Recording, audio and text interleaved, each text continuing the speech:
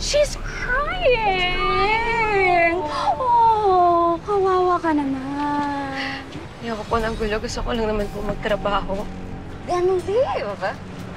Habang nandito ka sa teritoryo namin, pwede namin gawin ang kahit ano na gusto namin sa'yo.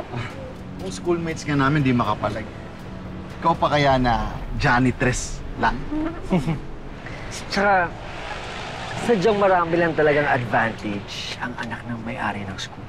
Or, pagkaibigan mo yung... Oh! yung may-ari ng school.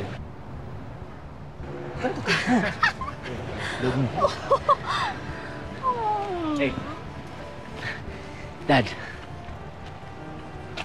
Bakit may umiiyak doon? Yo! Ano, anting? Ako siya may... Akin yan. Akin yan! Ano? Gusto mo sa'yo ko itapon to? Wala yun pa.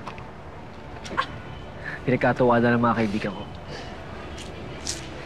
Gaga.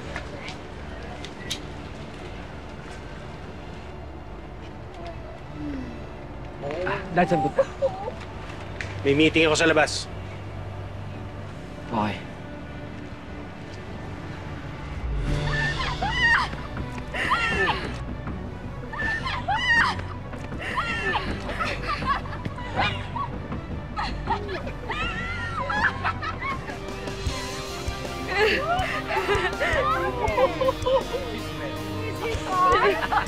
One point!